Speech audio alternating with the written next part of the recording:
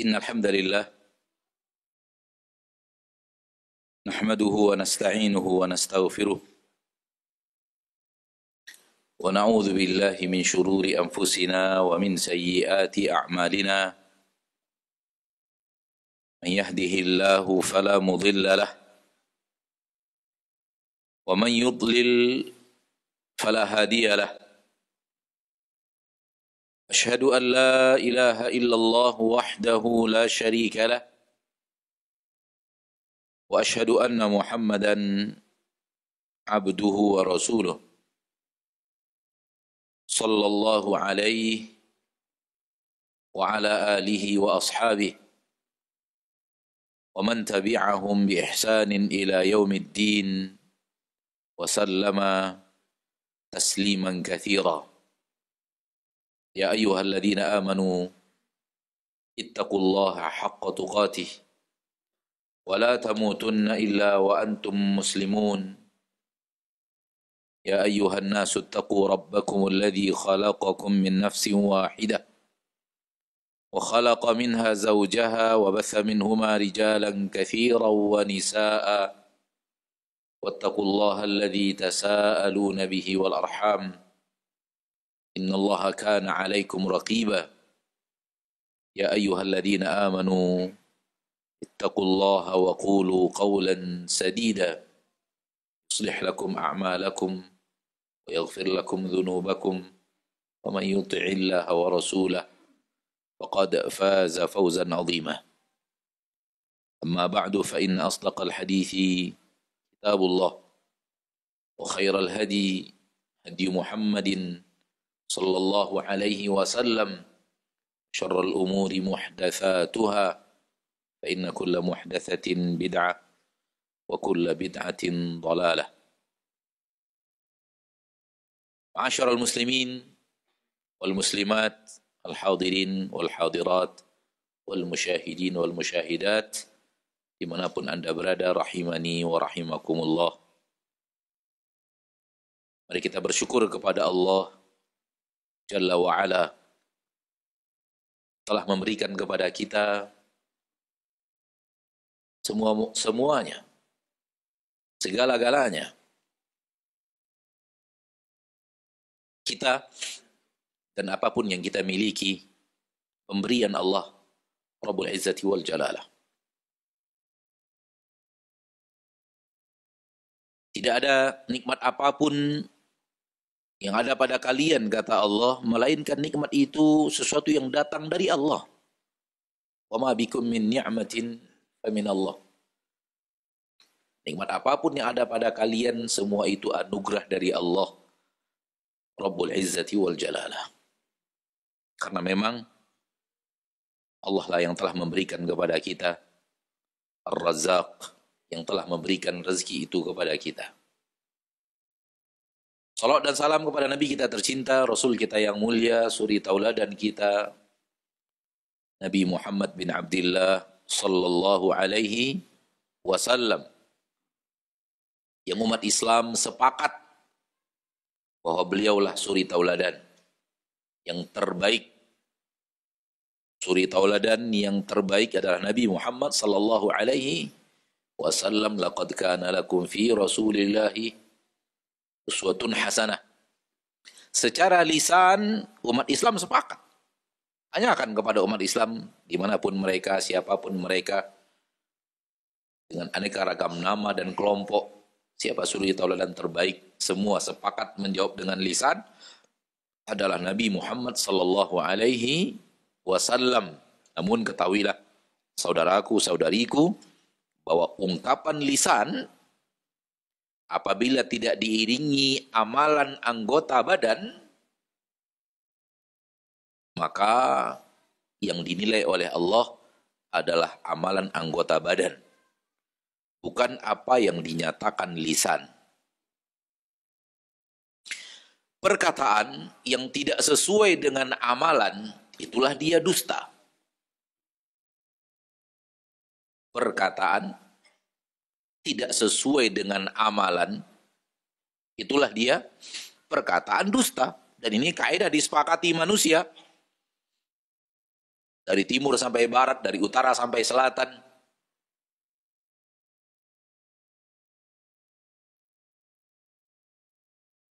Bahkan orang muslim dan non-muslim sepakat perkataan Anda tidak sesuai dengan apa yang sebenarnya terjadi, itulah dia dusta. Maka saya mengajak diri sendiri dan mengajak saudaraku, saudariku muslimin dan muslimat yang sampai kepada mereka suara ini, baik sekarang, langsung, melalui media yang dimudahkan Allah, yang tidak Allah mudahkan untuk umat Islam sebelum kita, generasi-generasi umat Islam sebelum kita.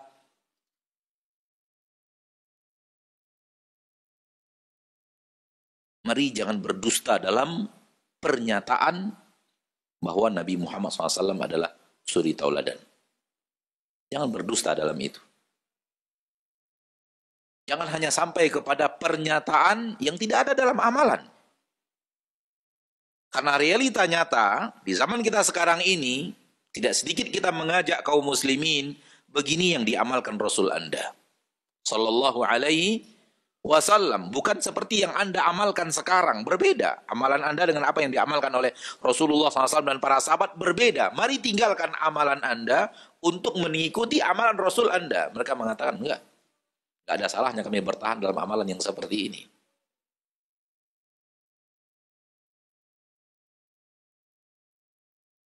Telinga ini mendengarkan mereka mengatakan amalan yang seperti ini kami lakukan di masjid ini sudah 30 tahun lebih. Baru sekarang kami mendengar bahwa amalan yang seperti ini harus ditinggalkan. Dan alasan-alasan lainnya.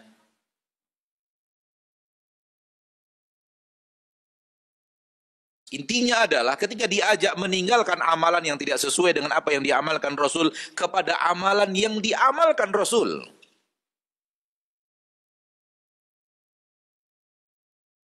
Tidak mau. Padahal lisannya mengatakan Rasulullah adalah suri tauladan yang terbaik. Di sini pernyataan lisan tidak sesuai dengan kenyataan dalam amalan.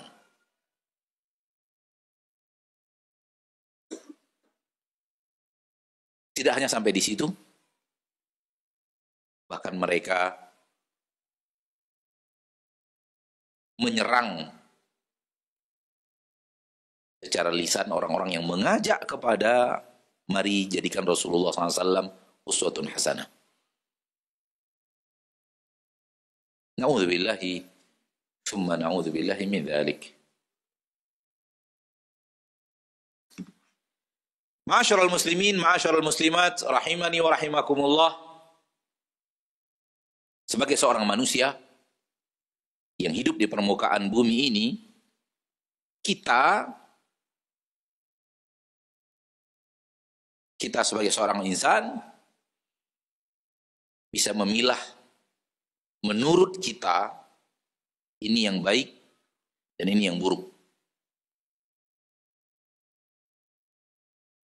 Melalui ilmu yang telah Allah turunkan, yang kita bisa serap dari syariat Allah, melalui pendidikan, melalui pengalaman, melalui kehidupan, melalui adat istiadat, dan yang lainnya, terkumpul dalam diri manusia. Intinya manusia tanpa terkecuali, dia menilai ini baik dan ini buruk. Walau beraneka ragam cara menilai individu masing-masing, daerah masing-masing, dan generasi masing-masing, dari generasi manusia. Intinya manusia semuanya memiliki sudut pandang kebaikan dan keburukan. Ini terlepas dari baik dan benar dan salah. Semua individu manusia punya sudut pandang. Ini menurut saya baik, ini menurut saya buruk. Sehingga di dalam perjalanan kehidupannya dia selalu mengejar sesuatu yang menurut dia baik. Dan selalu menghindar dari sesuatu yang menurut dia buruk. Akal yang telah Allah berikan, yang membedakan antara kita dengan makhluk-makhluk Allah lainnya, dia gunakan untuk menilai sesuatu yang ada di hadapannya, kemudian menentukan pilihan. Pada kesempatan yang berbahagia ini, kita ingin mengajak kaum muslimin kepada beberapa poin yang ada dalam agama Allah. Ada dalam Al-Quran, ada dalam sunnah Nabi kita tercinta sallallahu alaihi wasallam. Yang intinya adalah, belum tentu apa yang Anda katakan baik, itu adalah baik. Dan belum tentu apa yang Anda katakan buruk, itu adalah buruk.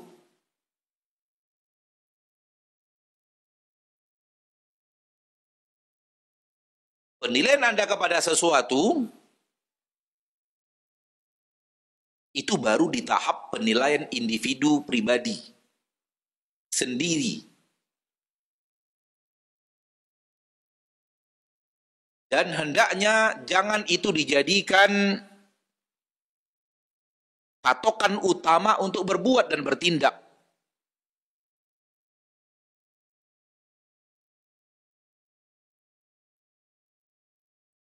Karena sifat yang seperti ini bisa dimasuki oleh iblis. Dan iblis bermain di dunia itu. Bahkan iblis itu merubah yang baik menjadi buruk, yang buruk menjadi baik. Dan itu telah ia lakukan dan telah Allah tunjukkan kepada kita ketika dia menipu ayah kita Adam alaihi salam. Pemutarbalikan fakta 180 derajat. Pohon yang kalau Nabi Adam makan dari buahnya akan terusir dari surga, dinamakan iblis pohon khuldi. Dinamakan iblis pohon apa? Pohon khuldi. Umat Islam sekarang ini, kalau ditanya Nabi Adam makan buah apa di surga? Jawabannya buah khuldi. Salah. Penamaan itu buah khuldi, penamaan iblis. Itu bukan buah khuldi. Yang menamakannya buah khuldi, iblis, untuk menjebak Nabi Adam. Khuldi apa artinya? Kekal. Ini pohon kekekalan. Ini buah kekal. Kalau engkau makan dari pohon ini, buah ini, engkau akan kekal di surga Allah. Jadi penamaan itu khuldi adalah penamaan iblis. Maka umat Islam jangan ikut iblis. Jangan ikut menamakan buah itu buah khuldi. Buah itu bukan buah khuldi. Lalu buah apa Ustaz? Saya nggak tahu. Tidak ada keterangan di dalam Al-Quran hadis yang ana ketahui bahwa apa nama buah itu.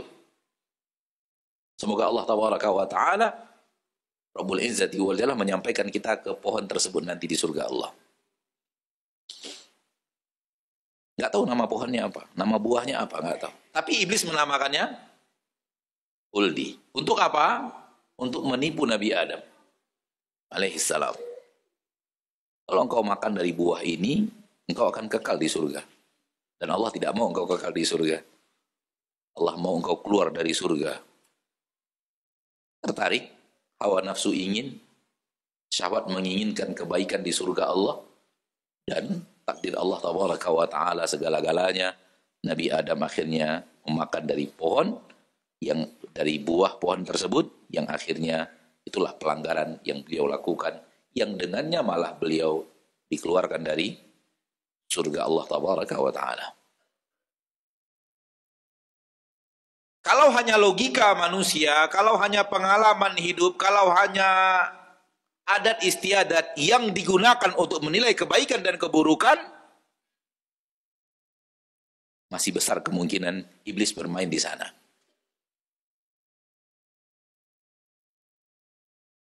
Dan akan sulit bagi manusia berhadapan dengan iblis. Oleh karena itu Allah turunkan petunjuk. Oleh karena itu Allah turunkan hidayah. Allah turunkan syariat. Agar kemudian kita tahu mana yang baik dan mana yang buruk. Agar kemudian kita juga tahu ketika yang baik dikatakan buruk oleh manusia, itu tipu daya iblis. Dan ketika yang buruk dikatakan baik oleh manusia, hal yang sama.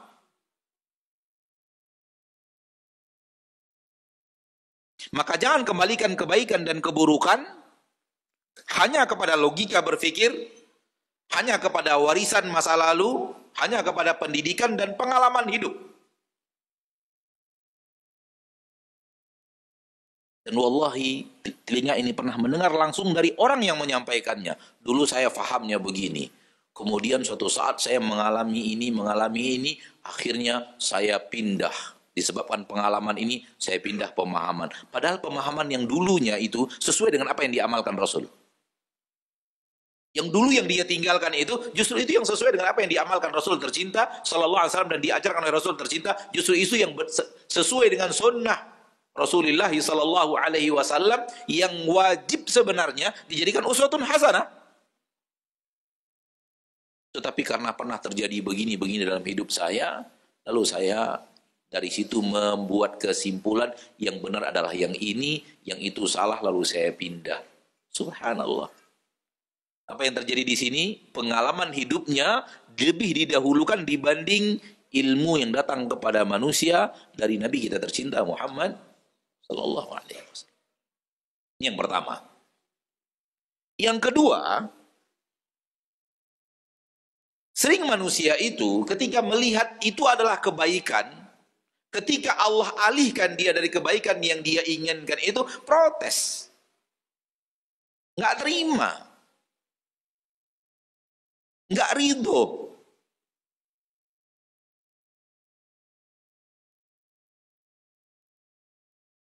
Kalau tidak dikembalikan kepada agama, kalau tidak diikutkan perasaan ini, hati ini kepada tuntunan Al-Quran dan hadis, manusia itu manusia egois. Saya dan Anda sama.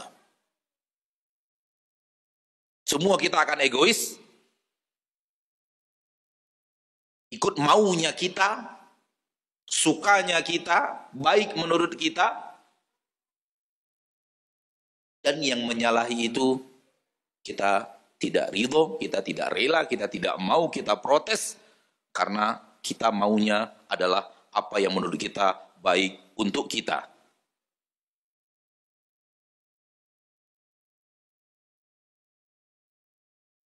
Sampai-sampai apa yang menurut Allah terbaik pun kita tetap tidak mau terima. Karena kita maunya begini, kenapa Allah berikannya begini? Kita maunya begini, kenapa Allah tidak kabul-kabulkan? Sampai manusia-manusia zaman sekarang dijadikan itu sebagai alasan untuk mengingkari keberadaan Allah. Salah satu alasan mereka mengatakan bahwa Allah tak ada, pengatur alam tak ada, pengatur alam semesta tak ada. Apa kata mereka? Salah satu argumentasi logika berpikir mereka yang salah dan keliru. Saya sudah sering meminta kepadanya tapi tidak dikabul-kabulkan. Berarti dia tidak ada.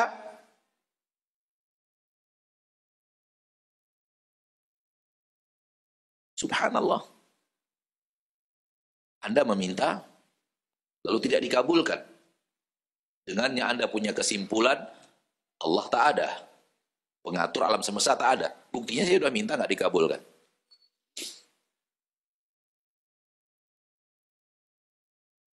Na'udzubillah, tsumma na'udzubillah min dzalik. Intinya adalah sampai saking egoisnya manusia, permintaannya kepada Allah yang tidak dikabulkan membuat dia mengatakan tak ada pengatur alam semesta.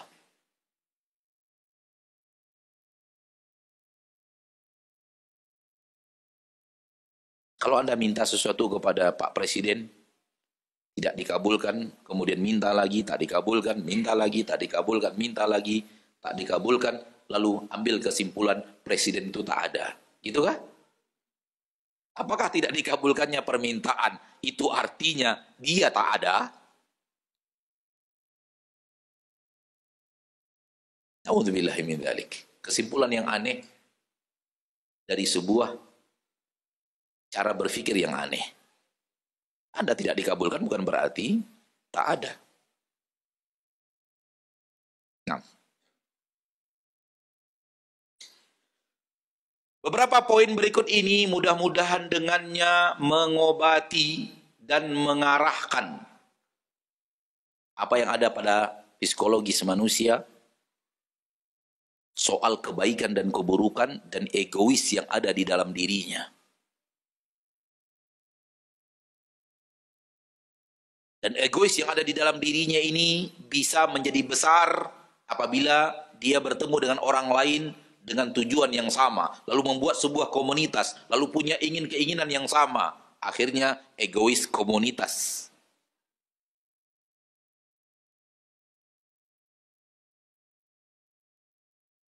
Sehingga apabila ada pendapat orang lain berbeda dengan keinginan komunitas ini, semua pendapat itu salah, yang benar adalah apa yang ada pada saya, apa yang ada pada komunitas saya. Itu juga egois berjamaah.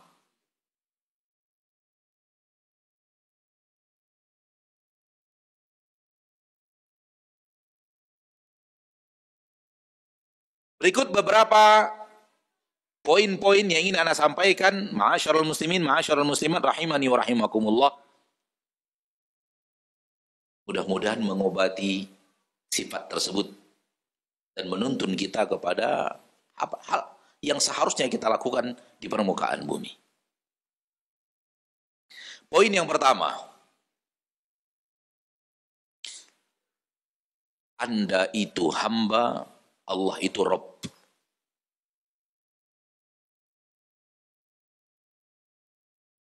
Sadari bahwa engkau itu hamba dan engkau itu bukan Rabb, pencipta, pengatur, pemilik.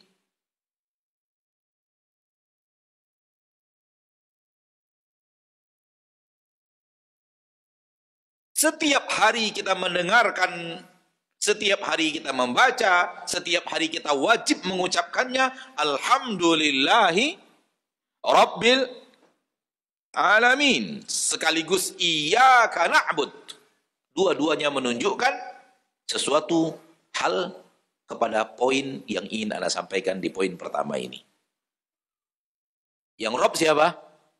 Allah. Alhamdulillahi rabbil alamin. Rabb itu maknanya luas, tapi mencakup aneka ragam bahasan dari hal yang terbesar sampai hal yang terkecil. Sampai saya sekarang berbicara itu, Rabb itu yang ngatur. Antum bisa hadir, Rabb yang ngatur. Antum bisa mendengar, Rabb yang mengatur. Antum bisa melihat, Rabb yang mengatur. Acara ini terjadi, terwujud, Allah yang ngatur. Walau ada usaha daripada kita, namun Allah yang menentukan segala-galanya.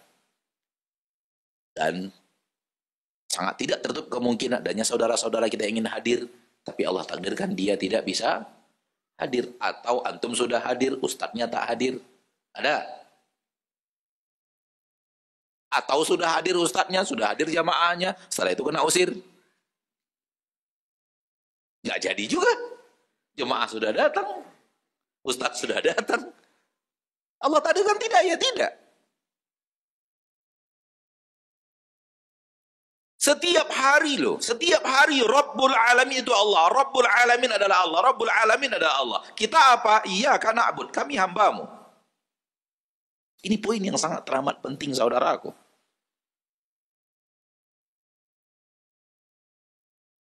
Anda sadari bahwa diri Anda itu yang diatur oleh Rabbul Alamin.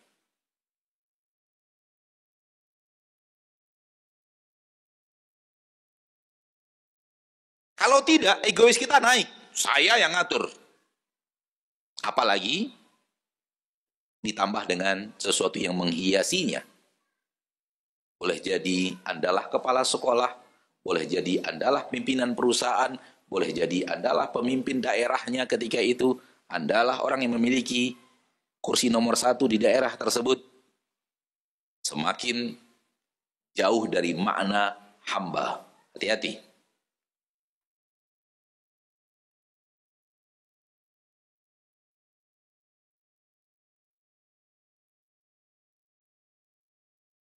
Jadi sadar terus bahwa Allah itu Rabb. Dia yang mengatur seluruh yang ada di langit dan di bumi. Apalagi saya yang sangat kerdil ini. Dia yang ngatur. Saya ini hamba yang harus patuh dan taat kepada perintah dan larangannya. Dan harus patuh kepada apa yang dia putuskan dalam hidupku. Jadikan ini sesuatu yang selalu ada dan tertanam di dalam jiwa kita, di dalam hati kita, untuk hidup di permukaan bumi, kalau ingin sesuai dengan syariat. Poin yang pertama, mengarahkan kita kepada titik di mana kita mengikuti keinginan Allah. Aku adalah hamba, dia adalah Rabb. Aku harus patuh kepada perintah Rabb. Sehingga dia yang menentukan kepada kita, ini yang baik kerjakan, ini yang buruk tinggalkan.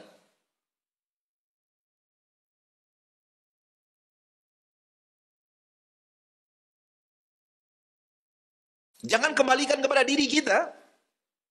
Kembalikan kepada keinginan Rabb Anda dalam hidup.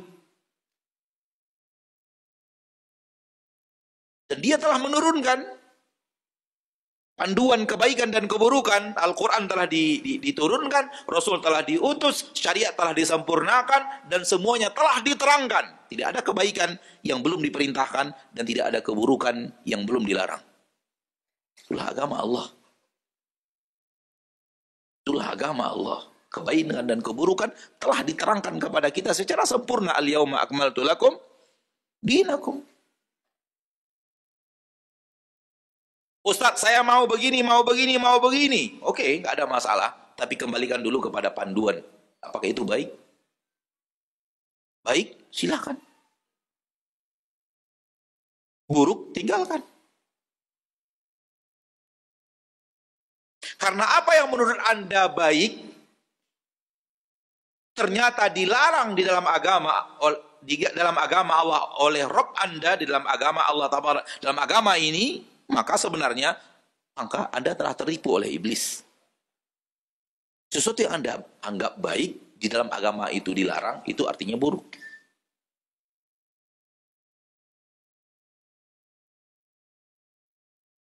Terlalu banyak yang bisa kita angkat ke permukaan, salah pandangnya manusia, sehingga masuk kepada sesuatu yang mereka anggap baik, padahal itu adalah keburukan. Terlalu banyak. Terlalu banyak.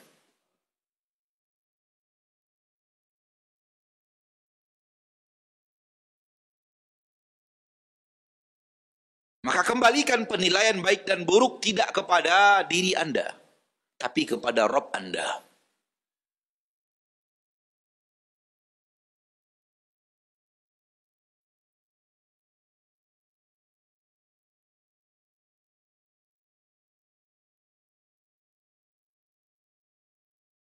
Di dalam kitab para ahli ilmu, para ulama mengatakan, agama ini Allah turunkan. Satu, untuk mengantarkan manusia kepada masalih. Mengantarkan manusia kepada maslahat-maslahat dalam hidup mereka. Dua, menjauhkan manusia dari mafasid. Dari hal-hal yang akan merusak mereka. Jadi agama ini Allah turunkan, tujuannya adalah untuk mendatangkan maslahat dan menjauhkan manusia dari mudarat. Dan yang paling tahu maslahat dan mudarat itu adalah Allah Subhanahu wa ta'ala.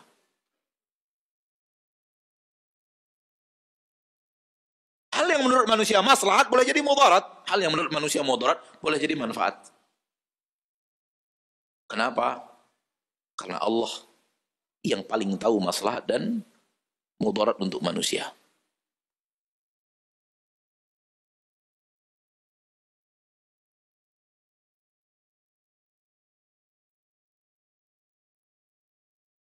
Iringi ini dengan poin kedua, yaitu Allah lebih tahu dan kita tidak tahu.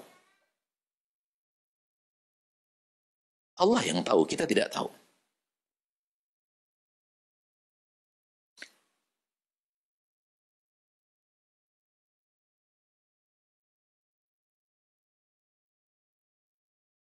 Pertama, manusia itu hanya tahu keinginan dirinya dan dia tidak tahu akibat dari keinginan itu apa.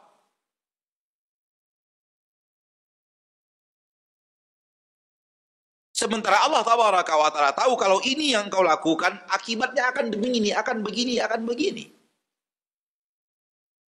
Oleh karena itu dilarang.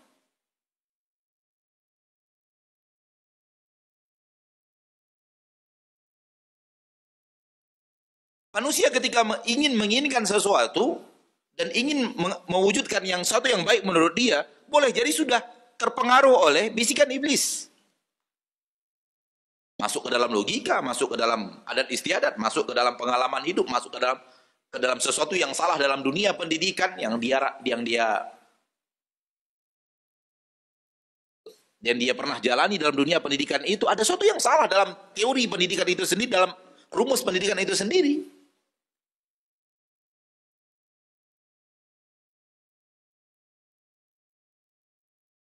Karena segala sesuatu yang tidak dalam jalur yang diturunkan Allah dalam syariat, iblis bisa bermain. Iblis bisa bermain. Oleh karena itu hadis yang sahih dari Imam Bukhari, Abdullah bin Mas'ud mengatakan ketika Nabi membuat jalan yang lurus dan membuat jalan yang banyak di kiri dan di kanannya, dan Nabi mengatakan inilah jalanku yang lurus. Satu jalan yang lurus. Adapun jalan-jalan yang lain, ada syaitan yang mengajak kepada jalan tersebut. Hanya satu jalan yang syaitan tidak bisa bermain di situ. Iblis nggak bisa bermain di situ. Jalan yang diajarkan Allah kepada Nabi-Nya tercinta, jalan yang lurus yang kita minta di dalam ihdinas siratal mustaqim. Dan ihdinas siratal mustaqim adalah jalan yang pernah di jalan yang Rasul kita pernah berjalan di atas jalan itu dengan rekomendasi dari Allah dalam surat Yasin, innaka laminal mursalin ala siratim mustaqim. Rasul telah berjalan di atas jalan itu, dan Allah juga merekomendasi bahwa Nabi Muhammad SAW mengajak manusia ke jalan itu dalam surat Asy-Syura kalau Anda tidak khilaf, wa innaka latahdi ila siratim mustaqim. Engkau benar-benar telah mengajak manusia ke jalan yang lurus. Jadi kita minta jalan yang lurus kepada Allah. Rasul dinyatakan telah di atas jalan yang lurus itu, dan Allah mengatakan Nabi Muhammad SAW mengajak manusia kepada jalan yang lurus itu. Itulah jalan yang lurus, inilah jalanku yang lurus, kata Nabi. Adapun jalan yang banyak yang ada di kiri dan kanan ini, tidak ada satu jalan pun melainkan ada syaitan yang mengajak manusia untuk masuk ke jalan itu. Artinya apa? Hanya ada satu jalan yang syaitan dan iblis dan syaitan tidak bisa bermain di sana. Itu syariat. Apapun yang selain syariat, pengalaman, pendidikan, kecerdasan, adat istiadat, dan rumus-rumus hidup yang beraneka ragam, semua itu bisa jadi sesuatu yang mainan iblis. Hati-hati. Di dalam Al-Quran, surat Al-Baqarah ayat 216, Allah Tabaraka wa Ta'ala berfirman, kutiba alaikumul qitalu wa huwa kurhun lakum, wa asa an takrahu syai'an wa huwa khairul lakum, wa asa an tuhibbu syai'an wa huwa syarrul lakum. Lalu Allah tutup dengan, wallahu ya'lamu wa antum la ta'lamun. Telah diwajibkan untuk kalian jihad, berperang di jalan Allah Tabaraka wa Ta'ala, wa huwa kurhul lakum, dan itu kalian tidak sukai. Wa asa an takrahu syai'an, boleh jadi ada sesuatu yang kalian tidak sukai, wa huwa khairul lakum, itu lebih baik untuk kalian. Yang tidak kalian sukai itulah, disitulah kebaikan. Oleh karena itu Allah suruh, karena di dalamnya ada kebaikan. Wa asa an tuhibbu syai'an wa huwa syarrul lakum, dan boleh jadi ada sesuatu yang kalian cintai padahal itu adalah buruk untuk kalian. Ayat Allah tutup dengan wallahu ya'lamu wa antum la ta'lamun. Itu poin kedua yang kita katakan tadi. Yang tahu itu adalah Allah, sementara kita tidak tahu. Antum baca surah Al-Kahfi, ada 3 kisah Nabi Musa dan Nabi Khidir yang ketiga-tiganya secara zahir buruk untuk keadaan itu. Secara zahir. Tetapi diperintahkan Allah Nabi Khidir untuk melakukannya, karena itulah kebaikan untuk kondisi itu. Pertama apa? Nabi Khidir merusak merusak kapal. Ada bagian kapal yang dibocorkan, bukan bagian yang ke air ya. Kalau ke air tenggelam. Tapi ada yang dirusak, ada yang dilobangi. Nabi Musa protes. Ada apa? Kenapa engkau bolongi kapal ini? Ini bisa masuk air, bisa tenggelam mereka. Ternyata itu yang terbaik untuk pemilik kapal. Karena kalau kapalnya tidak dirusak, ada yang dicacatkan, maka kapal itu di dermaga akan dirampas oleh raja yang zalim. Karena melihat cacat nggak jadi diambil. Yang kedua, membunuh anak. Nabi Musa protes lagi. Kecil, udah dibunuh, ada apa? Ternyata Allah tahu, Allah perintahkan. Ternyata itu perintah Allah, Allah tahu, lalu Allah perintahkan. Anak ini kalau besar akan menarik orang tuanya kepada kekufuran. Dan orang tua ini orang tua yang saleh, Allah jaga orang tua ini. Allah yang maha tahu. Dan Allah akan gantikan untuk mereka anak yang akan berbakti kepada mereka. Yang satunya lagi penduduk kampung yang bakhil. Tamu minta diberikan hak tamu tidak diberikan. Dalam keadaan lapar dan lelah, ada sebuah dinding yang sudah mau jatuh dibenarkan oleh Nabi Khidir tanpa minta upah. Padahal kaum telah bakhil kepadanya. Andai engkau minta upah sehingga kita bisa, ternyata itu adalah kebaikan karena anak yatim yang orang tuanya saleh dan di bawahnya ada harta yang akan Allah berikan kepada si anak pada waktunya. Ala kulli hal, zahir penampakan awal adalah buruk. Namun di dalamnya ada maslahat, maka Allah perintahkan dan Allah datangkan Nabi Khidir dan Nabi Musa untuk melakukan itu di keadaan tersebut. Ala kulli hal. Wallahu ya'lamu wa antum la ta'lamun. Oleh karena itu, apapun yang terjadi dalam dirimu, kehidupanmu, biografi hidupmu, dan sesuatu yang Anda hadapi di permukaan bumi ini, masyaallah muslimin, kalau terjadi sesuatu yang tidak kita inginkan, kembalikan kepada ayat ini. Allahu ya'lamu wa antum la ta'lamun. Allah yang tahu, saya tidak tahu. Asa an tuhibbu syai'an wa huwa syarrul lakum. Boleh jadi sesuatu yang saya inginkan itulah yang buruk untuk saya. Wa asa an takrahu syai'an wa huwa syarrul lakum. Boleh jadi ada sesuatu yang buruk yang terjadi pada diri kalian, maka ternyata itu adalah kebaikan untuk kalian. Tidak sedikit dalam hidup kita yang singkat ini, kita bertemu beberapa orang yang mendapatkan hidayah dalam penjara. Yang dapat hidayah di mana? Di mana? Di dalam penjara. Ada kejadian dalam hidupnya, ada sesuatu yang terjadi dalam hidupnya, dan akhirnya diputuskan masuk penjara. Dan tak ada yang merasakan pedihnya hidup di penjara, kecuali orang yang sudah di penjara. Kalau kita ini ngomongnya enak, masuk penjara, kita nggak pernah merasakan pedihnya dalam penjara. Saya sekali ngomong lah sama orang yang pernah masuk penjara. Gimana sih penjara itu? Apa sih perasaan di dalam? Bagaimana merasa diri dikurung, nggak bebas begitu? Intinya adalah datang kepadanya musibah besar menurut dirinya. Anak-anaknya namanya tercemar, istrinya nama tercemar, si bapak masuk penjara. Apalagi kalau sampai masuk ke dalam media sekarang ini yang sangat dimudahkan Allah menyebar. Padahal belum tentu juga yang masuk penjara pasti orang jahat. Boleh jadi difitnah, boleh jadi dan yang lainnya. Ala kulli hal, intinya adalah terjadi hal yang pada dirinya buruk, masuk penjara. Ternyata di penjara itulah hidayah datang. Dan keluar dari penjara, dia kembali ke jalan Allah.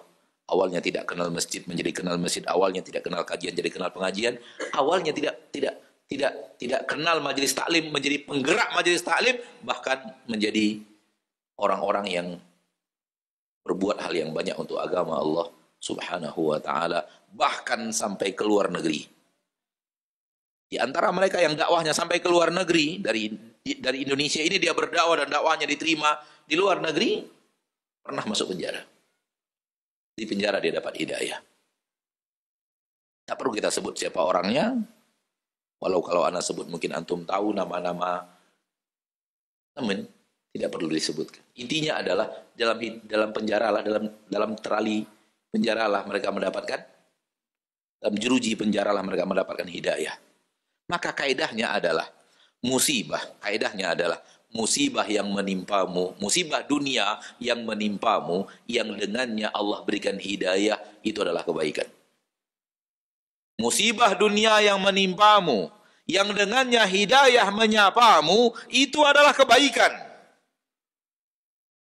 Dibanding Anda lanjutkan hidupmu yang tanpa hidayah datang dalam hidupmu.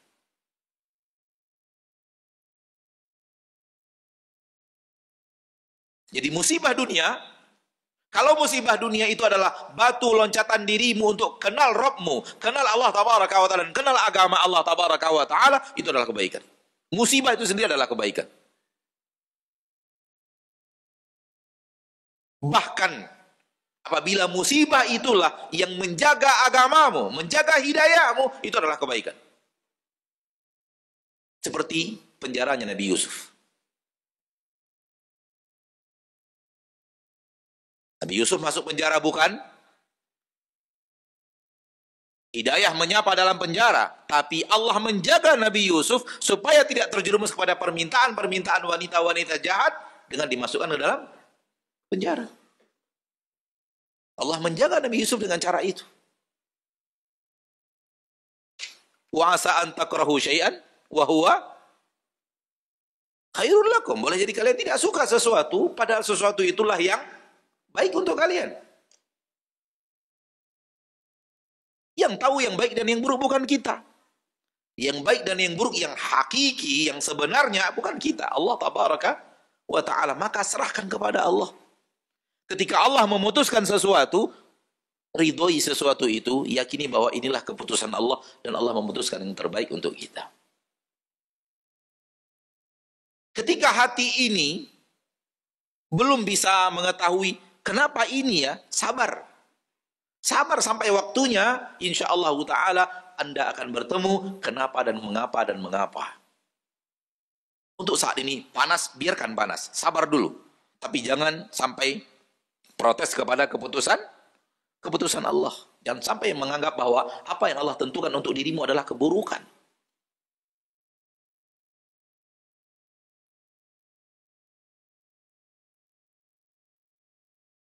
Suatu hari, sekitar tahun 2012, 11 atau 12, lebih kurang.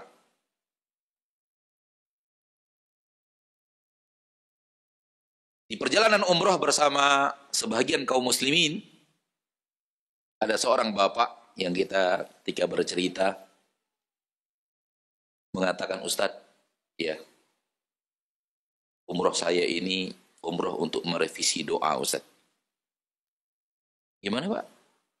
Umroh saya untuk revisi doa. Maksudnya apa, Pak? Saya ini, Ustadz, orang yang sudah salah berdoa di Raudhah. Saya semakin bingung. Apa sih maksud Bapak? Kita dengerin aja. Terus, dulu Ustadz, saya punya anak pertama perempuan. Ya, anak kedua perempuan. Anak minta, ya Allah kasih anak laki-laki. Minta anak laki-laki. Lahir lagi anak yang ketiga, perempuan lagi. Ya Allah minta anak laki-laki. Minta anak laki-laki, istri hamil. Lahir lagi anak yang keempat, laki-laki lagi. Perempuan lagi. Minta lagi, ya Allah minta anak perempuan. Ya Allah minta anak laki-laki. Ya Allah lahir lagi anak yang kelima, lagi-lagi perempuan. Ketika itu saya pergi berhaji. Saya berdoa di Raudhah. Doa saya seperti ini. Ya Allah, berikan saya anak laki-laki. Karena saya benar-benar ingin punya anak laki-laki, ya Allah. Walaupun anak laki-laki yang doyan berantem. Begitu dong. Pulang haji, istrinya hamil, lahir anak laki. Masya Allah, Ustaz. Setiap saya dipanggil ke sekolah dari SD, itu semua 100% urusan berantem. Setiap saya ke kantor polisi, setelah dia besar, itu pasti urusannya urusan berantem. Nggak ada urusan lain. Jadi, teringat oleh saya, kayaknya saya salah doa. Makanya saya umroh lagi sekarang, untuk revisi doa.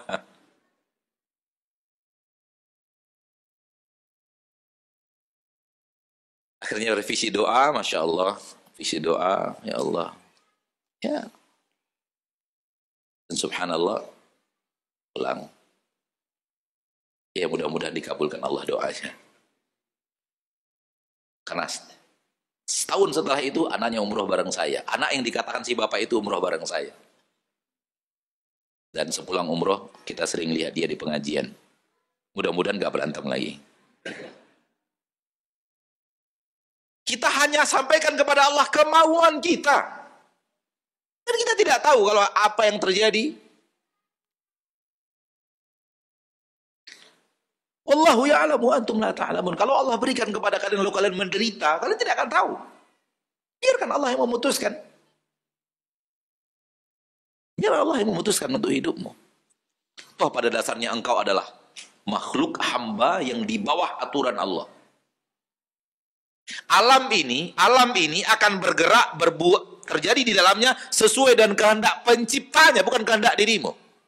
Camkan itu baik-baik. Alam ini akan berbuat, terjadi apa yang terjadi di alam ini akan terjadi, dia akan patuh kepada perintah Robnya, bukan perintah Anda.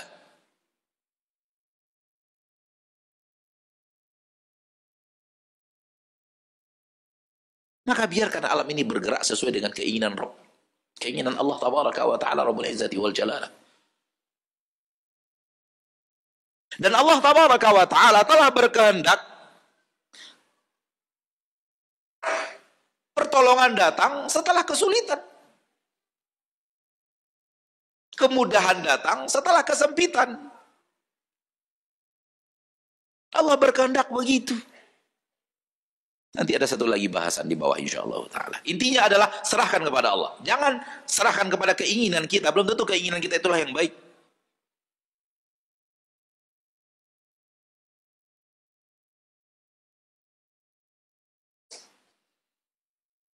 Allah Maha tahu, wallahu ya'lamu wa antum la ta'lamun. Allah Maha tahu dan kalian tidak tahu. Serahkan kepada Allah yang Maha tahu.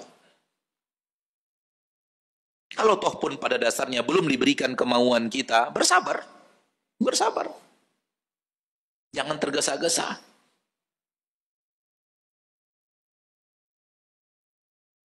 Karena mengambil sesuatu ketika belum waktunya, itu juga keburukan. Sesuatu yang belum matang lalu telah dipetik, itu juga bukan kebaikan. Maka Allah yang Maha tahu dan Allah yang Maha mengatur, dan biarkan Allah yang mengatur. Para sahabat ridwanullahi alaihim ajma'in dijanjikan oleh Nabi SAW kemenangan. Bahkan dijanjikan oleh Nabi SAW di kota Mekah, mereka umat Islam ini pasti akan menguasai Persia dan Romawi. Namun sudah 10 tahun lebih masih teraniaya, masih teradab, ada yang terbunuh. Ya atau tidak? Padahal Nabi menjanjikan Sallallahu Alaihi Wasallam kemenangan. Islam ini akan menang.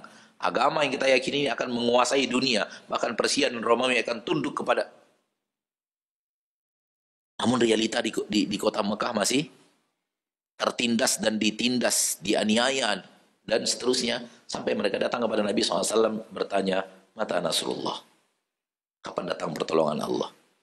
Jawaban Nabi, kalian itu terlalu tergesa-gesa.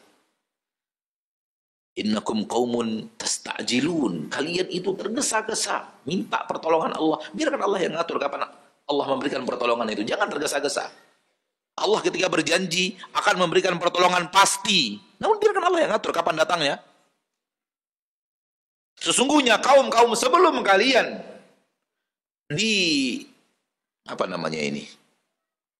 pakai besi yang ada parutannya, lalu diparut dagingnya sehingga berpisah antara daging dan tulang. Daging keluar, tinggal tulang saya di badan ini. Dan ada yang digergaji dari kepalanya. Dan itu tidak membuat mereka meninggalkan agama Allah Subhanahu wa ta'ala. Kalau kalian sekarang saja kalian sudah minta ini, minta itu, minta pertolongan dari Allah Tabaraka wa ta'ala, innakum qaumun tasta'jilun. Kalian terlalu tergesa-gesa. Nabi yakin akan janji Allah, biarkan Allah yang mengatur. Kita harus yakin dengan pertolongan Allah, biar Allah yang mengatur. Oleh karena itu, apapun yang terjadi dalam hidup kita ini, kalau seandainya tidak sesuai dengan yang kita inginkan, ridho dengan keputusan Allah. Karena Allah Maha tahu dan kita tidak tahu. Poin berikutnya.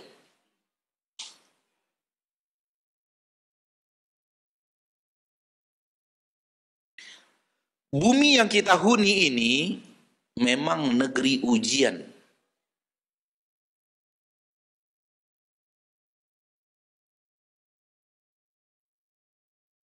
Bukan negeri kenikmatan.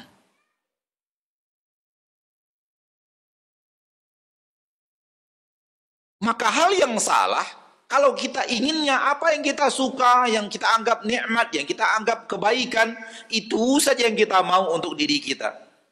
Nggak akan dapat di dunia ini. Nggak akan dapat. Karena memang bukan ini negerinya.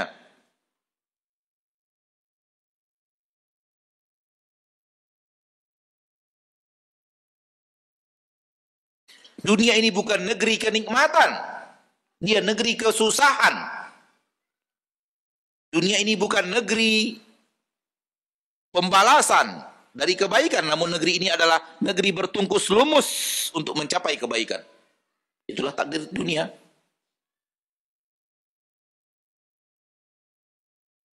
Maka ketika Anda mencari sesuatu yang menurut Anda yang baik terus di negeri ujian, salah tempat hidup. Salah apa? Salah tempat hidup. Atau salah bersikap di tempat yang salah.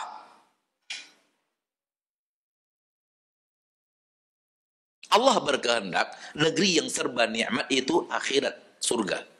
Itu yang diinginkan Allah. Dan untuk mencapai surga itu ada negeri yang namanya negeri ujian. Itulah dia sekarang ini. Di negeri ujian Anda ingin mendapatkan kebaikan, serba kebaikan, serta kebaikan, serta kebaikan. Dan Anda ingin terhindar dari serta aneka ragam keburukan, aneka ragam keburukan, aneka ragam keburukan. Salah tempat, bukan di sini tempatnya. Paham yang Anda maksud?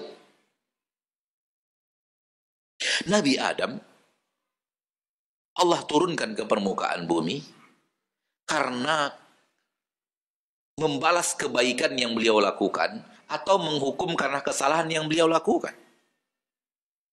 Yang mana satu? Yang pertama atau yang kedua? Lalu ada apa di negeri hukuman antum mencari kenikmatan? Ayolah. Saya ulangi.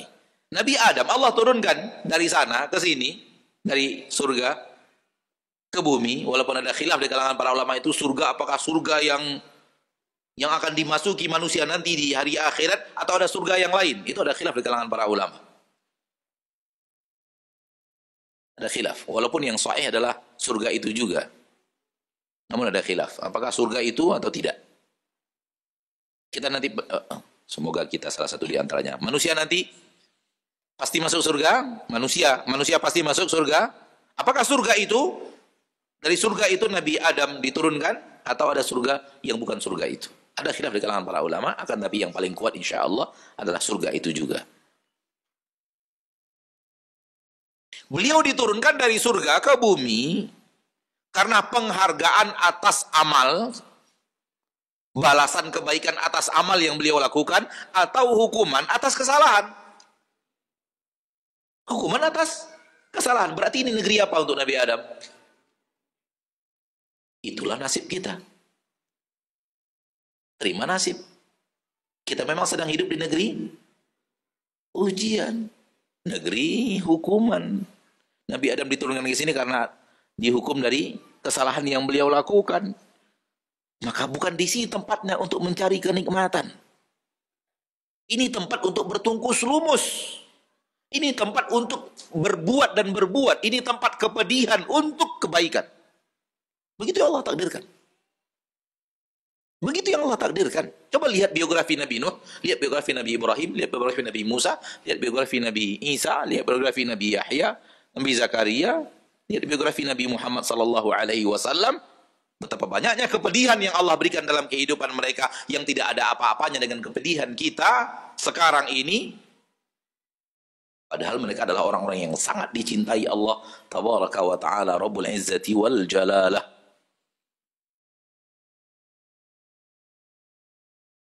Karena itu memang sunnatullah di permukaan bumi. Innallaha idza ahabba qauman ibtalahum. Allah kalau sudah mencintai suatu kaum, Allah uji mereka. Allah berikan kepada mereka kepedihan. Kenapa? Karena pahala terbesar di akhirat, pahala terbanyak di akhirat, pahala sabar. Innama yuwaffas sabiruna ajrahum bighairi hisabin. Sesungguhnya di akhirat Allah akan curahkan pahala untuk orang-orang yang sabar tanpa dihisab-hisab. Tanpa dihisab-hisab. Tanpa takaran dari Allah yang maha pemberi, yang maha dermawan, yang maha pemberi rezeki, yang maha pengasih dan penyayang, yang maha kaya. Pahala sholat nih takarannya, pahala puasa nih takarannya, pahala zakat nih takarannya, pahala infak nih takarannya, pahala majelis taklim nih ada baik takaran. Namun giliran sabar tanpa ditakar-takar. Oleh karena itu, kenapa orang yang banyak menderita di dunia lah yang akan pertama kali masuk surga dibanding yang lainnya. Namun permasalahannya kita nggak maunya begitu. Saya maunya Ustadz, dunia nyaman-nyaman aja. Di akhirat surga Ustadz. Itu kan maunya kita karena egois tadi loh. Cobalah tanya umat Islam ini, mayoritas. Bagaimana hidup yang terbaik? Yang terbaik ya, kita bicara terbaik ya. Mereka katakan begini, dunia kaya raya, di akhirat masuk. Itulah yang terbaik. Sebenarnya bukan yang terbaik, itu maunya Anda. Wallahi itu bukan yang terbaik. Itu maunya Anda begitu. Hidup di dunia kaya raya, di akhirat masuk surga. Jadi Rasul nggak dapat yang terbaik.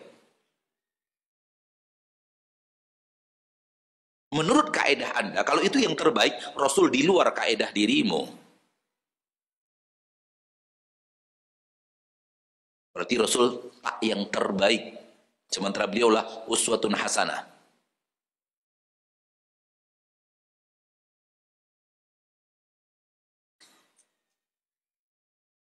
Paham yang saya maksud? Kita coba fokuskan kepada kalimat terbaik. Coba fokuskan kalimat terbaik. Harusnya kalau terbaik, Rasul SAW nomor 1. Ya atau tidak? Sekarang, kaidah terbaik menurut kita, dan menurut banyak umat Islam, terbaik ya. Terbaik.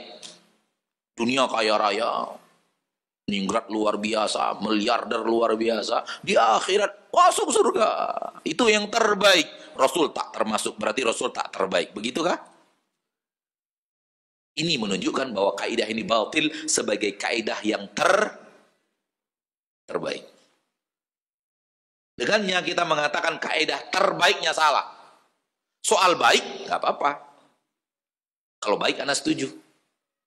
Tapi no. Tidak. Karena kaidah kalau itu yang terbaik, Anda telah mencampakkan Rasul Anda SAW dari kaidah yang terbaik dan meletakkan Utsman bin Affan di atas Rasul tercinta. Ya atau tidak? Ayo, coba gerakkan sedikit logikanya. Kalau itu yang terbaik, berarti Utsman terbaik, Rasul kalah. Berarti Abdurrahman bin Auf terbaik, Rasul kalah. Berarti Nabi Sulaiman terbaik, Rasul kalah. Ya atau tidak kaidah itu? Padahal Rasul terbaik Nabi Sulaiman kalah. Rasul terbaik Utsman kalah. Betul atau tidak? Tapi kalau itu baik nggak ada masalah. Benar kalau baik ya. Itu baik. Tapi bukan yang terbaik.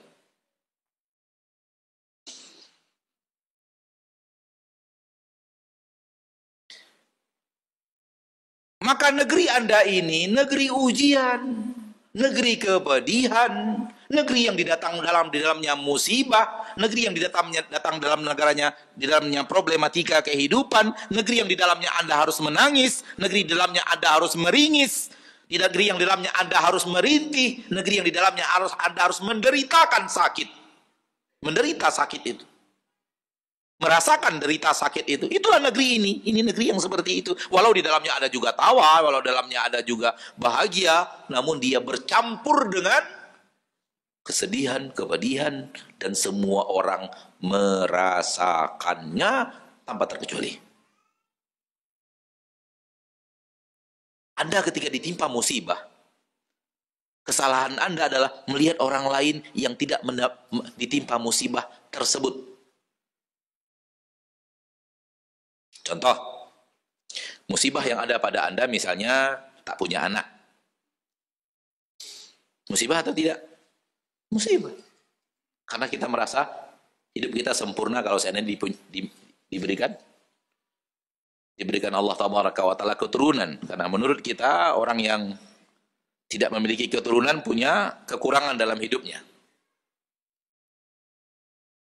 Kesalahan kita adalah mata kita itu selalu menatap orang yang ada anak.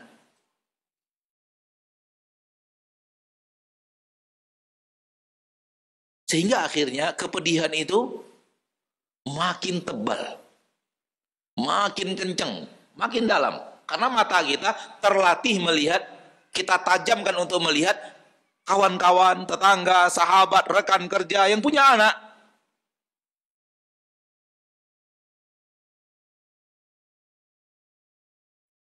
Akhirnya makin terasa, makin dalam.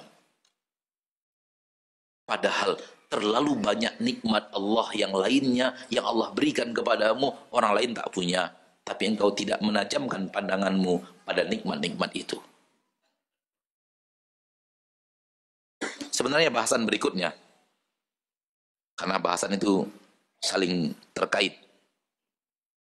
Semua orang pada dasarnya punya kepedihan. Kalau Anda tidak diberikan anak, yang lain tidak diberikan ini. Yang lain tidak diberikan mata, yang lain tidak diberikan kaki, yang lain tidak diberikan hidayah, yang lain tidak diberikan harta, yang lain tidak diberikan rumah, yang lain tidak diberikan pekerjaan, yang lain tidak diberikan kesehatan, yang lain tidak diberikan istri malah. Antum sudah punya istri, alhamdulillah. Sudah punya suami, alhamdulillah, walau tidak punya anak. Ada jomblowan-jomblowati di sini. Alhamdulillah.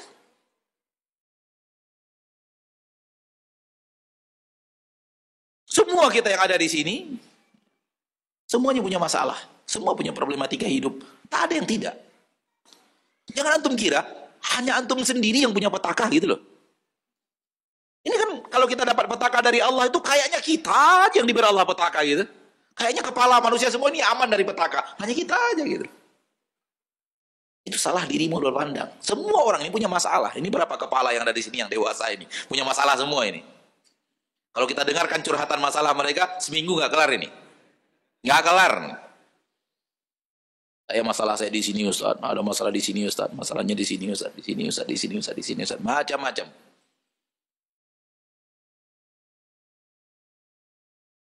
Dan tempat yang paling nyaman orang curhat Ustaz.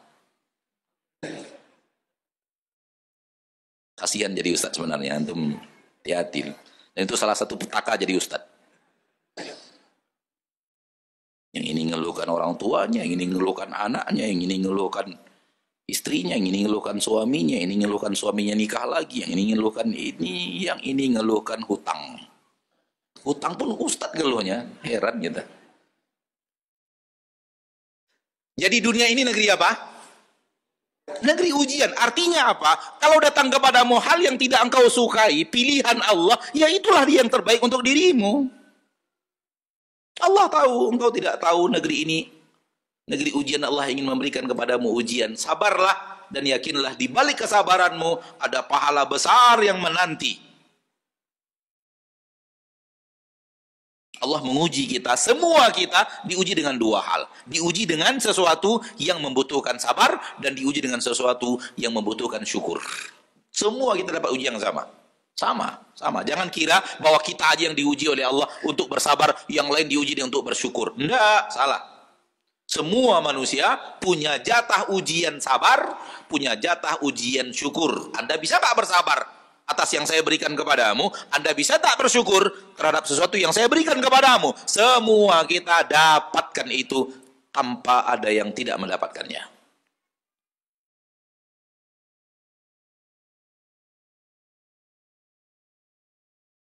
Jadi ketika ada sesuatu yang tidak nyaman hidup di dunia ini, sadari memang itulah dunia. Inilah negeri saya, negeri yang saya hidup sekarang ini yang begini. Maka jangan menghayal saya tidak dapatkannya, andai saya tidak dapatkannya, andai saya enggak, jalani saja.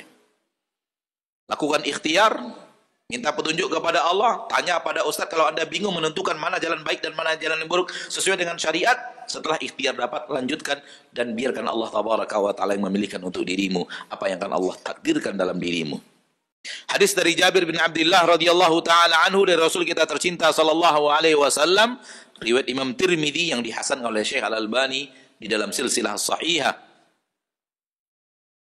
Rasulullah SAW bersabda, yawaddu ahlul afiyati yaumal qiyamah hina yu'ta ahlul bala'i ats-tsawab law anna juludahum kanat quridat fid dunya bil maqarid. Orang-orang yang di dunia banyak dapatkan afiat, banyak dapatkan kenikmatan dan keselamatan. Pada hari kiamat, ketika melihat apa yang diberikan oleh Allah tabaraka wa taala kepada ahlul bala, kepada orang yang banyak mendapatkan bencana di dunia. Hitungan antar manusia dengan manusia, lebih banyak dapat bencana kelompok ini dibanding yang ini. Nah, ketika yang lebih banyak, lebih sedikit bencananya, lebih banyak nikmatnya, melihat pahala yang Allah berikan dan ganjaran yang Allah berikan kepada orang yang banyak diberikan bala, bencana dan petaka di permukaan bumi dan kesulitan dan air mata dan kesedihan, yawaddu mereka ingin law anna juludahum kanat quridat fid dunya bil maqarid, andai dulu mereka juga dapatkan bala sehingga tubuh mereka ini dikukus apa namanya? Apa tadi? Diparut dengan pemarut sehingga berpisah antara daging dan tulang mereka. Itu di akhirat. Saking melihat betapa besarnya pahala yang mereka dapatkan, betapa banyaknya ganjaran yang Allah berikan. Bahkan hadis yang sahih yang semua antum tahu, umat Nabi Muhammad yang miskin menghuni surga lebih dulu daripada umat Nabi Muhammad yang kaya. Berapa lamanya? 500 tahun. Antum kaya di dunia dibanding orang fakir dunia berapa tahun? Taruhlah yang antum inginkan itu terwujud, antum kaya. Kaya ya, kaya dibanding yang miskin. Oke. Berapa tahun? Yakin anak nggak sampai 40 tahun. Yakin anak nggak sampai 40 tahun. Orang rata-rata kaya di usia berapa? 40 lah, yang kaya-kaya itu usia 40 baru mulai kaya. Maka jarang yang usia 80 kan? Berarti nggak sampai 80 tahun dia menikmati kekayaannya. Itu satu. Yang kedua, dari 40 tahun waktu yang tersisa, berapa tahun dia gunakan untuk tidur? Oh, tidur itu nggak rasa kaya, nggak kaya itu. Waktu tidur itu nggak ngerasa diri kaya, tuh nggak ngerasa pasti itu. 8 jam sehari, 40 tahun kurang saja 8 jam. 8 jam sehari. 40 tahun bagi 3. 24, 8 sepertiga. 40 tahun bagi 3 sekitar 12 tahun, 13 tahun. Dari 40 tahun itu Anda tidak bisa merasakan diri Anda kaya atau bukan. Karena kaya dan tidak kaya ketika miskin nggak terasa. Ketika tidur nggak terasa. Berarti ada 13 tahun dari 40 tahun dirimu tidak bisa merasakan kekayaan. Kurang 43 tahun dari 40, sisanya berapa? 27 tahun doang merasakan kaya. Itu pun kaya kita itu biasanya sudut pandang orang lain. Kita apa nggak merasa kaya kayak sudut pandang orang, enggak. Percayalah. Kata orang kita kaya, itu menurut sudut pandang dia. Tak sama dengan sudut pandang si kaya yang dipandang kaya orang tadi. Dia nggak sama, sudut pandangnya beda. Lihat, 500 tahun lebih dahulu orang yang miskin hidup masuk surga. Sementara si kaya berapa tahun tadi? 27, taruhlah 40 tahun ya, taruhlah 40 tahun masuk surga 500 tahun. Jadi di dunia mau kaya apa mau miskin?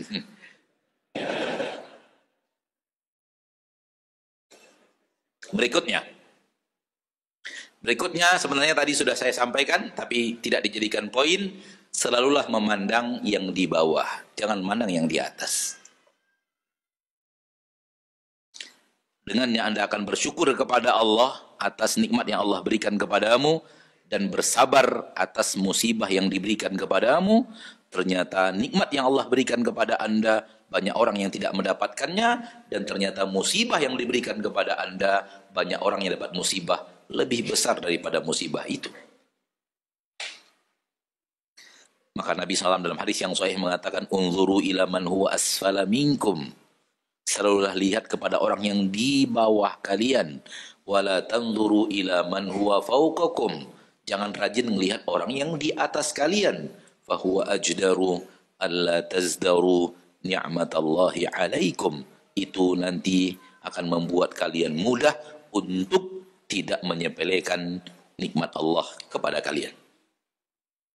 Jadi bersyukur kepada nikmat Allah mudah didapatkan manakala kita melatih untuk selalu melihat ke bawah. Oleh karena itu, Allahu a'lam, ini dari saya saja ya.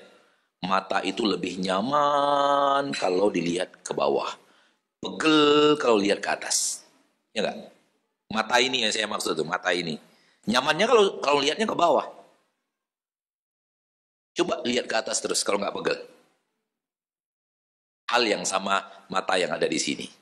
Mata yang ada di sini, kalau lihatnya ke bawah terus bersyukur dia. Nyaman hidupnya. Tapi kalau lihatnya ke atas terus pegel.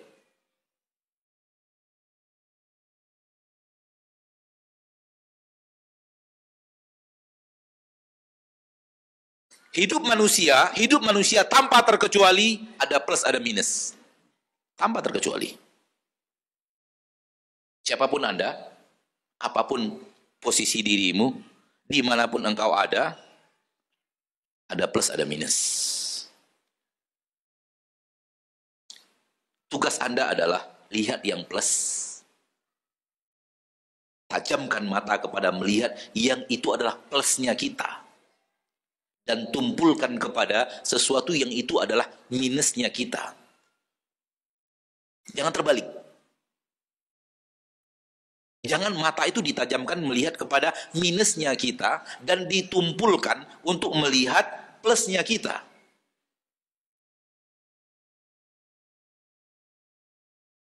Bahasa lain.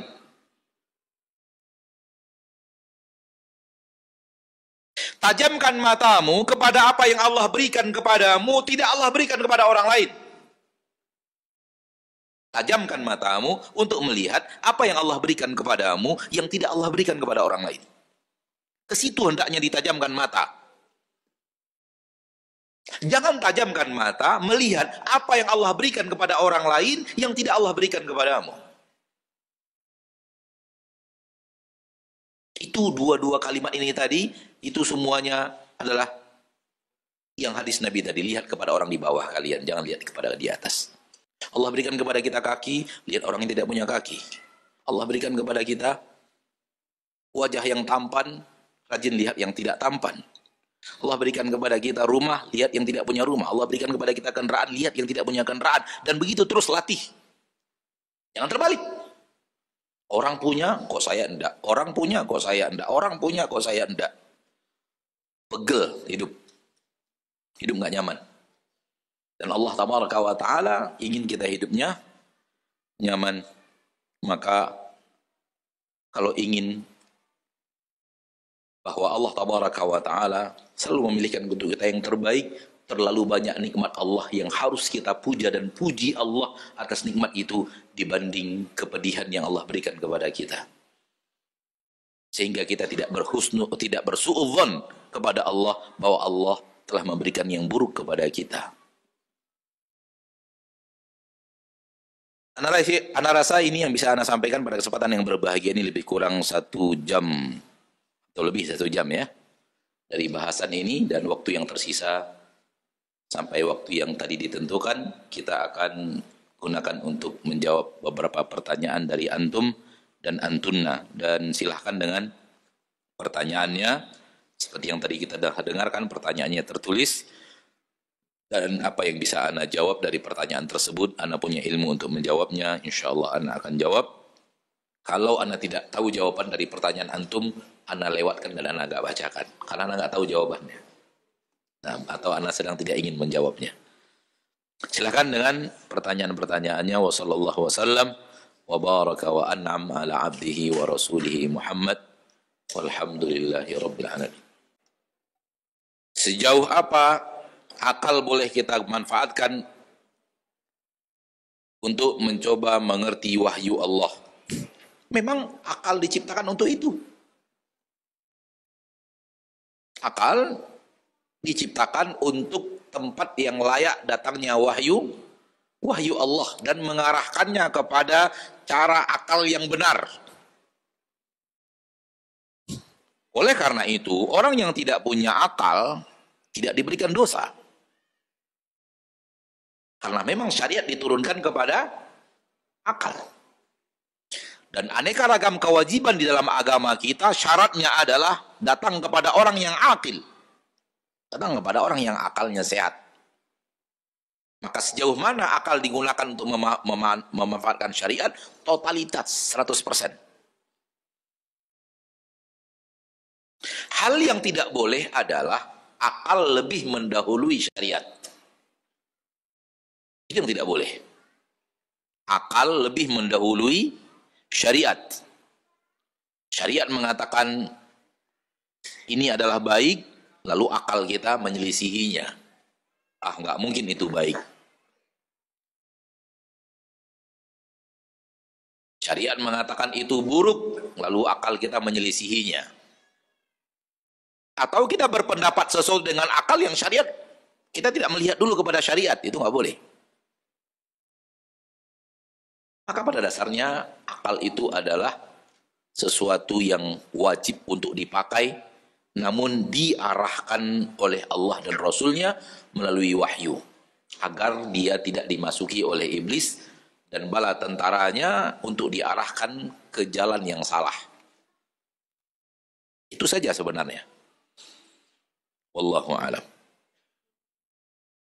Saya pernah membaca hadis tentang dunia ini diisi oleh 4 golongan. Bukankah dalam hadis tersebut tingkat paling baik adalah seorang hamba yang dikaruniai Allah harta dan ilmu? Maksudnya ingin bantah yang tadi antum? Maksudnya itu ya?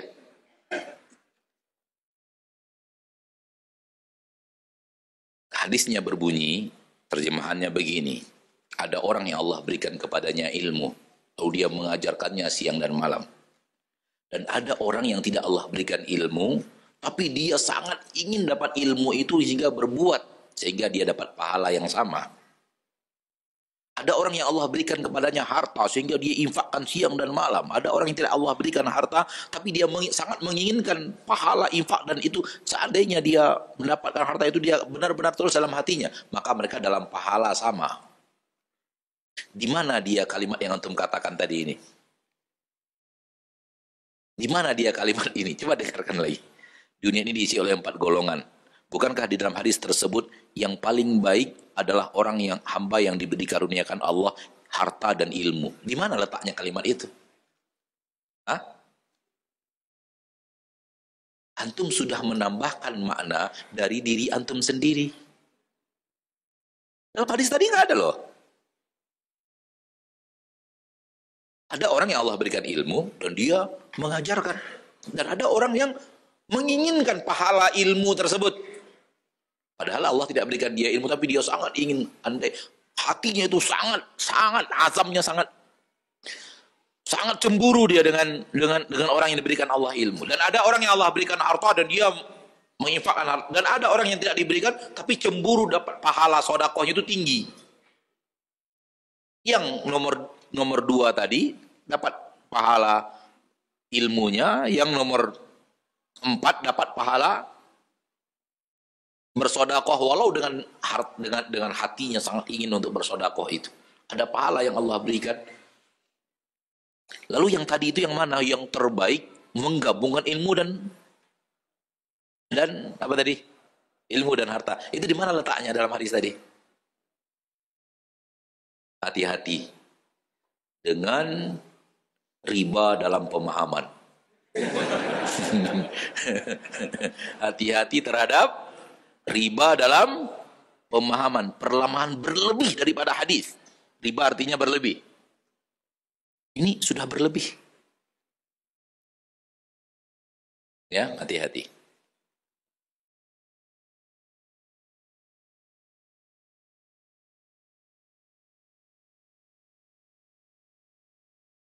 Jika kita memiliki kekurangan pada diri kita, perlukah kekurangan itu kita ceritakan kepada istri dan keluarga atau kita simpan sendiri saja?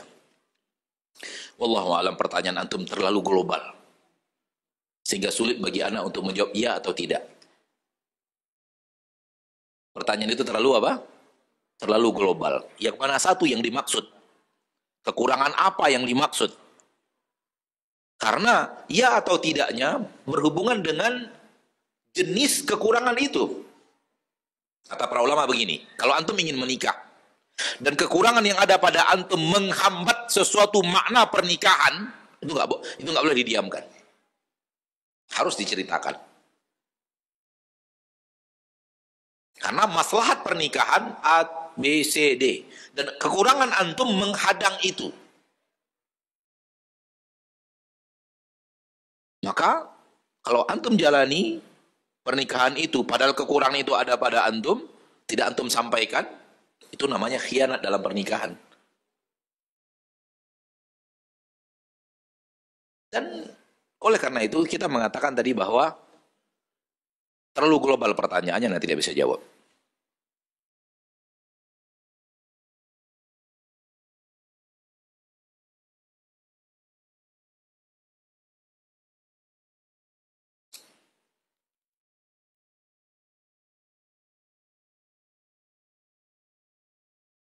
Bagaimana menyikapi anak-anak yang belum ikut kajian sunnah, sementara orang tuanya sudah?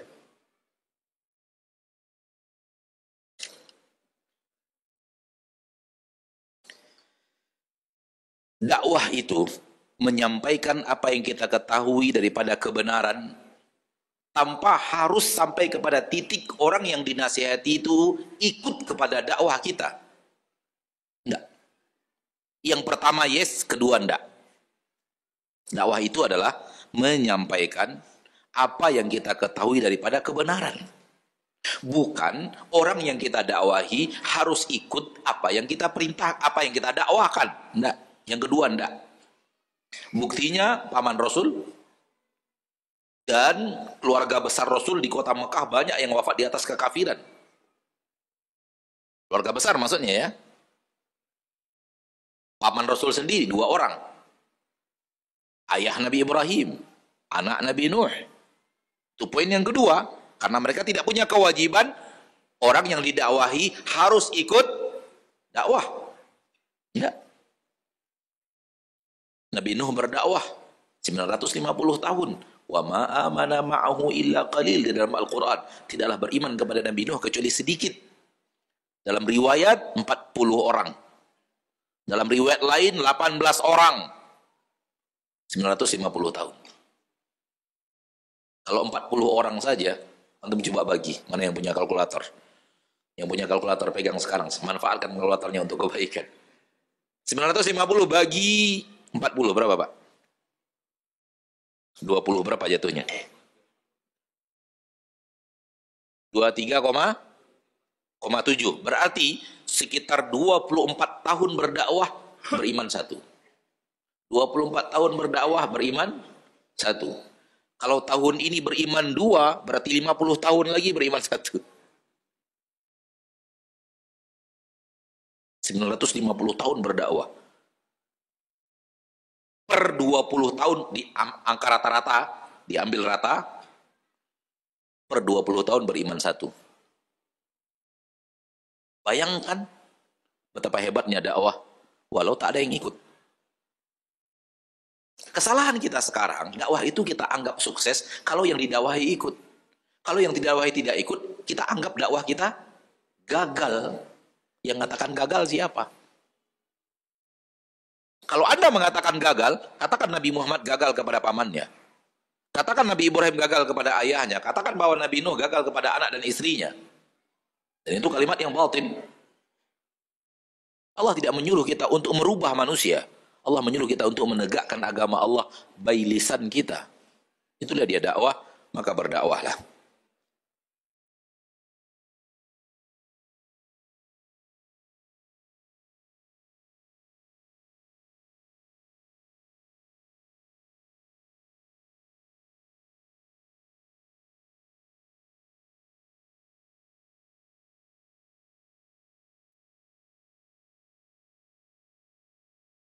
Apakah ujian dari Allah kepada hamba yang dicintainya hanya berupa kesusahan dan penderitaan, Ustadz? Apakah yang hidupnya nyaman, harta cukup, pertanda Allah tidak mencintai hamba tersebut? Ujian ada dua. Ujian yang dengannya Allah ingin melihat syukur kita, dan ujian yang dengannya Allah ingin melihat sabar kita. Dua-duanya ujian. Dua-duanya apa? Ujian. Ana sudah sampaikan tadi. Ada yang diuji untuk Allah lihat sabarnya, dan ada yang diuji untuk Allah lihat syukurnya, dan ke semua kita dapat. Namun untuk orang-orang yang Allah cintai, lebih banyak Allah berikan ujian. Begitu yang ada dalam hadis. Tapi semua kita dapat hal yang sama. Dapat ujian yang membutuhkan sabar, dapat ujian yang membutuhkan syukur.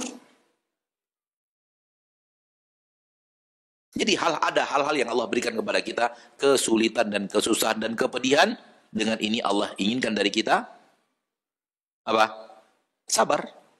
Ada hal-hal yang itu adalah kebaikan, hal yang kita sukai, hal yang nyaman.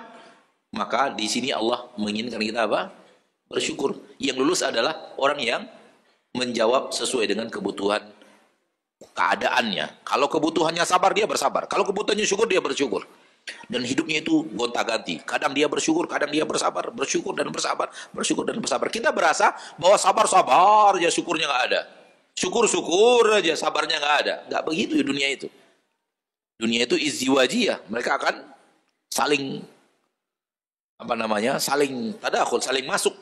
Ada hal yang membutuhkan syukur, ada hal yang membutuhkan sabar. Di dalam hal-hal kenikmatan juga ada kepedihan. Dalam kepedihan juga ada kenikmatan.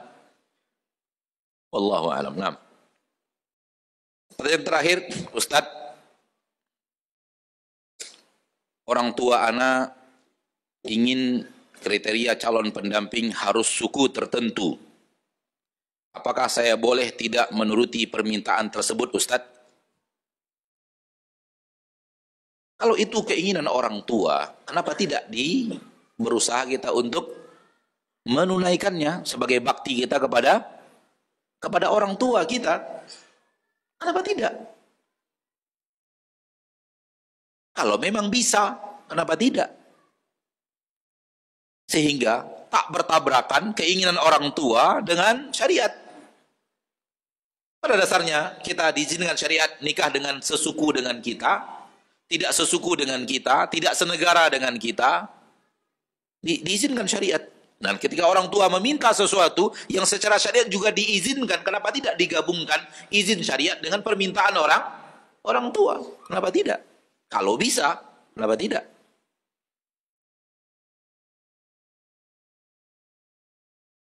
Apa halangannya?